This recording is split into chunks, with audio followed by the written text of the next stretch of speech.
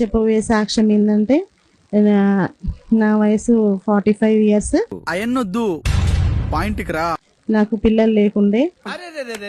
పెద్ద సమస్య వచ్చి పడిందే. అక్క వాళ్ళతోటి నేను ఇక్కడికి వచ్చాను.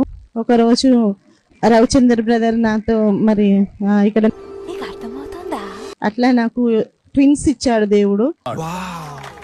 ట్విన్స్ ఇస్తే నేను మంచం మికెల్ పడి ఒకటి అబౌట్ అయింది. అయ్యో సానుభూతి వద్దురా. నాకు సిజేరియన్ సెక్షన్ అయ్యి ఈ పాప దేవుడు నాకు అనుగ్రహించాడు. రవిచంద్ర బ్రదర్ కి నిజంగా నా నిండైన వందనాలు చెల్లించుకుంటున్నా.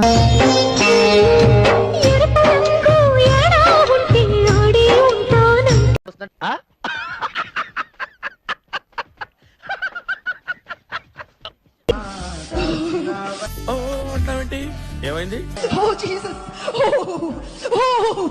ఇప్పుడు అసలు ఏం జరుగుతుందిరా ఇక్కడ?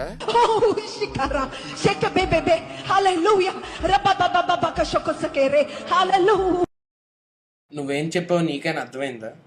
నీతి మంతుల వేరు కదలదు. హల్లెలూయా. నిన్ను కదలనీయడు. హల్లెలూయా. నీ వేరు కదలదు. హల్లెలూయా. అయ్యి బాబోయ్, పిచ్చి బాగా ముదిరిపోయిందిరా మీకు. వందనాలు. నేను ఒకసారి వచ్చినండి ఇక్కడికి. ఎందుకు? 1 year బ్యాక్. నాకు ఈ నోటు మీరు 7-8 నెంబర్ అని అభిషేకించారు. 1 year బ్యాక్ వచ్చిన 7-8 నేను అభిషేకించాను. చేతిలో పెట్టినప్పుడు పెట్టిండి కదా, పాయింట్కి రా. ఆ నోటు అప్పటి నుంచి మీ దగ్గర పెట్టుకున్నారమ్మా? నా దగ్గరనే ఉందండి. దాని మీద 7-8 అన్న సంఖ్య కూడా ఉంది. ఉంది, చూపి అంటే చూపిస్తాను. చూపించండి, చూపించండి. నువ్వు పాయింట్కి వస్తావా, అక్కడ నేను రమ్మంటావా? 278 రైట్. 78 ఉన్నటువంటి నోటు ఉంది. ఎప్పుడమ్మా? లాస్ట్ ఇయర్ ఎప్పుడమ్మా? తెలీదు, గుర్తులేదు, మర్చిపోయి. లాస్ట్ ఇయర్ నాకు నెల గుర్తులేదు. ఓకే, లాస్ట్ ఇయర్ వచ్చారు.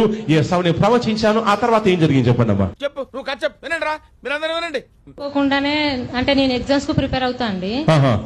అనుకోకుండానే, నాకు తెలియకుండానే కిరాణా షాపు పెట్టబడింది అనమాట. మీరు అనుకోలేదు, మీరు ప్లాన్ చేయలేదు. ఆ తర్వాత వెంటనే కిరాణా షాప్ ఓపెన్ చేశారు. నేను మరీ అంత ఎదవలా కనపడుతున్నారా? ఓ మాదిరిగా కూడా కనపడలేదా?